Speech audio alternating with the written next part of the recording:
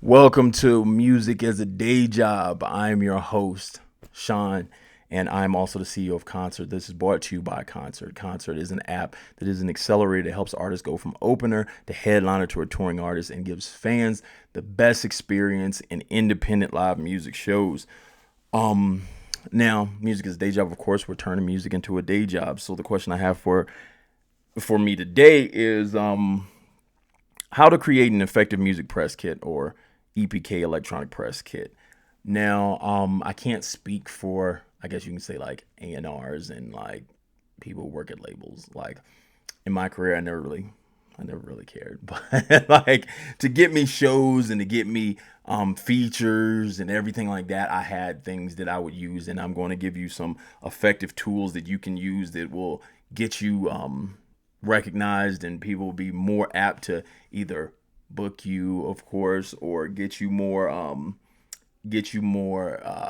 features, or even possibly you can take it and possibly take it to a label and stuff like that. Because I'm gonna tell you professional things that you need to have, and now all these things do need to be at a professional level that you think that can compete with other artists that are at your level, that are like at the next level. That's where you want to compare it. Now, of course, you can't have an EPK that would look like something like Lil Wayne's or whatever like that, but you can have an EPK that looks like what independent artists have and what looks professional. I like to split this into four categories. And those four categories that I like to split this into are show footage, music, pictures, and music videos. Now, all these need to be professional. Now, sometimes you can put them into a cohesive set, and then sometimes as you're releasing these things, if you do these things correctly, people will pay attention to you because the professionalism of them, and it shows that you are actually putting in work. Like one of the things, and at the end of this, I'm going to tell you what I used towards the end of my career and still use when I do stuff. But let's go back to those four: show footage, music, pictures, and music videos. Now, however you put this together, you can put this together into like a picture that I think it's like a PDF, or there's like files that you can use that you can actually have the links connected to it. And then of course you can separate this and just have the links in there. You can send it separate, however you're trying to do, whatever you think is going to connect with the person best. Now, show footage. A lot of people, when I was coming up, a lot of people didn't catch that one, like the show footage, because a lot of people, and still, a lot of people don't do enough shows to actually have show footage like this. But inside of it, when you have show footage available, did like just pieces of show footage, I'll never just show a full like set or anything like that. Sometimes you might show a piece that like maybe one performance possibly, but what I like to do personally was to cut up different pieces of my shows and then show people that I'm like performing in front of, like whether I'm performing in front of 100 people, where I'm performing in front of like 30,000 people. I'd have a mixture of all that footage and the pieces where the crowd was like interacting with me and wilding out. And those were the strong pieces that I would take and show. Now, one thing before I became like, well, I guess like in my career, I like started as a headline because I had to grind myself and get my own shows. But in general, if you're like opening shows and stuff before you get to becoming your own headliner, I always tell people, especially like artists that may open up for me or something like that, I tell them, take that footage and you ain't got to say it was a top flight show. You ain't got to say that. Just take your footage and act like it was you. Like when I would perform and open for bigger artists and stuff like that, I wouldn't be like, oh, I opened for this person. I'd just be like, yo, these are my shows. And then like if they ask and say, hey, like, well, who was the headliner or whatever, then I'd tell them. But then if they don't ask, I'd just be like, yo, these are my shows. Now, as I got headliner status myself, tons of the shows that I had start to look the same way as the nationals. So then I was able to be like, you couldn't really tell the difference. So then people would see my shows with crazy people, wild and 1,000 people here, and then it looks just like the national shows. So then it was like like you couldn't tell. So then people would be like, oh, well, I need to book this person. I need to book this kid. And your music, of course, you need your music mixed down correctly and sounding good. You don't want it sounding horrible. Now, you don't have to get the best $1 billion mix in the world, but it needs to sound cohesive and sound good. I always say people like to send like all these different tracks. Just pick 2 to 3 songs that you got that maybe show like your Either show your consistency or your range. Now, if you're going for range and you're showing different styles of music, make sure they are flattering. Some people just like to show different forms of music that they do just because it says they do different music. That doesn't mean it's good.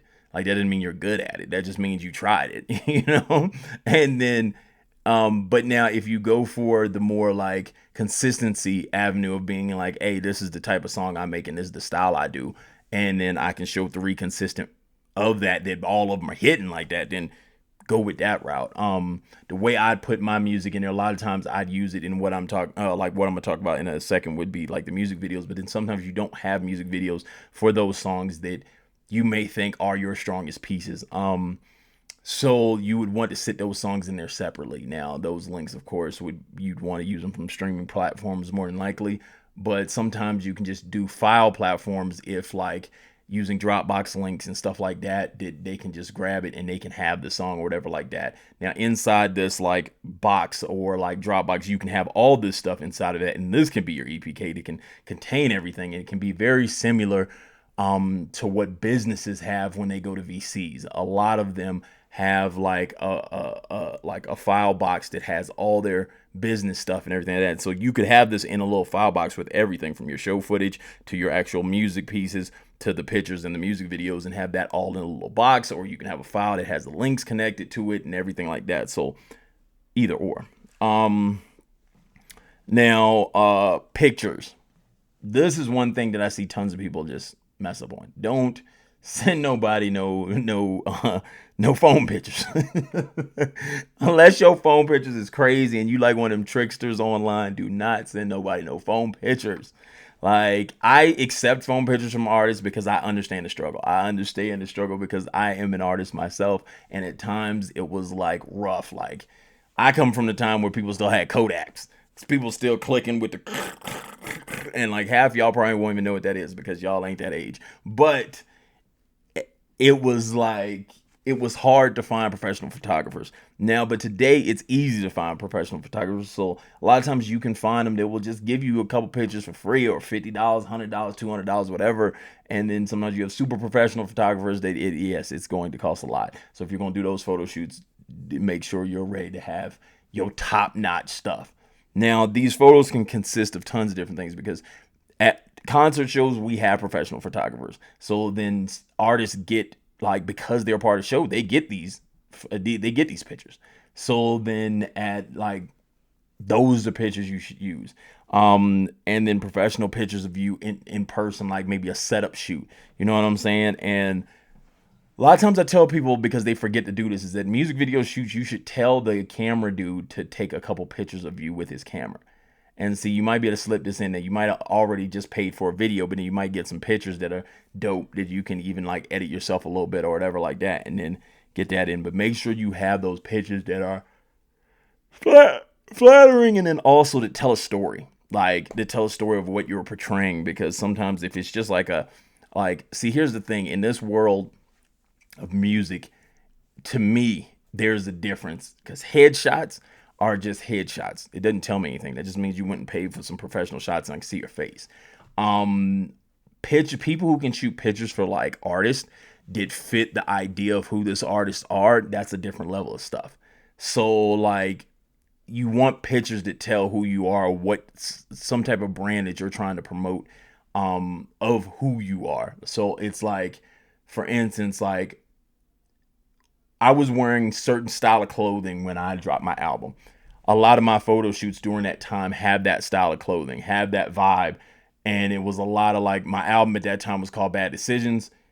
A lot of the pictures we took felt like bad decisions. We had pictures that looked like we were checking into jail. We had pictures that looked like us just like, I remember we were riding these my business partner was looking like he was standing on top of a cart, like a shopping cart. We were like shooting down the street in the shopping cart. Like, it was just tons of like bad decision stuff. You know what I'm saying? Like women in the pictures that were like wilding, you know what I'm saying? So it was like just tons of things that tied to bad decisions, like alcohol and everything like that, like pouring out alcohol on stuff and everything. So it just looked like tons of bad decisions and tons of our pictures. So then it was all cohesive. If I sent you something that was like, hey, this is the album I have, this is the three songs that are the main three songs, which I would more than likely use. At that time, I was using a song called Lit, which is about getting lit. I had a song called FOF, which was fresh out of you know what I'm saying? And then I had another song called I think it was like Loop and Jupe or something like that, which was about just this crazy times. And we had some dope videographers who shot that in LA. So make sure the pictures tie up. Of course, the last thing would be music videos. Music videos, if you have 2 to 3 that are dope, that you feel are the best representation of you and what you're trying to present, that's what you do with your music videos. The same thing you do with your music. You have those ones that tie to what you're trying to present and how it is. So like in my career, I've used, you know what I'm saying, some of like my favorite videos. And see, some people get it mixed up because sometimes your favorite videos aren't the ones that people are attaching to. You know what I'm saying? And then that's what I had to figure out, like, because I made like a video because I also became my own videographer and my business partner became a videographer. So then we would pick the videos that were best appeasing to our eye versus the ones that attach to the consumer, which a better idea would be to do the ones that the people are talking about more. And then we had so many videos that it was just like it was hard to pick. You know what I'm saying? So decide which ones present you in the best light. And then now I'm going to just talk about like now, as I said, you put that into like whether you put that into a box, Dropbox folder, and then that's how you send it out, or you have I can't remember the type of file. I'll get that for you guys, but it's the type of file that you can do that you can have all the links on the picture, and it looks like almost like a regular press kit, like one page, and then you can click the files, and then it'll take you to those places. Like if I had a video on YouTube, if I had a song on Spotify and stuff like that, if you click those, it'll take the person directly to those spots.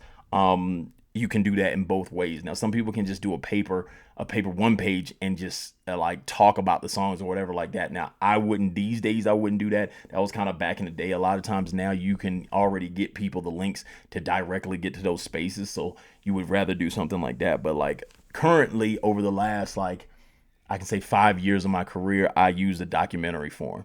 And that's because I had so much content. So I did a documentary like intro that was based on our lives. So it told you a bio of us. It showed pieces, clips of videos. It had pieces of our songs in it. And then it also had pieces of like performances we've done over a total amount of times. And now that this invoked a feeling it makes people feel some type of way. So they want to see more and hear more and stuff like that. So that's more of an expensive way to go. We're able to direct it ourselves. So we're able to pull that off. But, it is a more expensive way to go, but I've seen it be more effective for the things I needed because I wasn't going for a label or anything like that. So I just wanted to get more shows and get more sponsors and stuff like that. And they attached to that more than, you know what I'm saying, than the other stuff. So, all those ways. So remember those 4 things that you need to have professional when you're doing an electronic press kit or just a music press kit in general: show footage, music, pictures, music videos.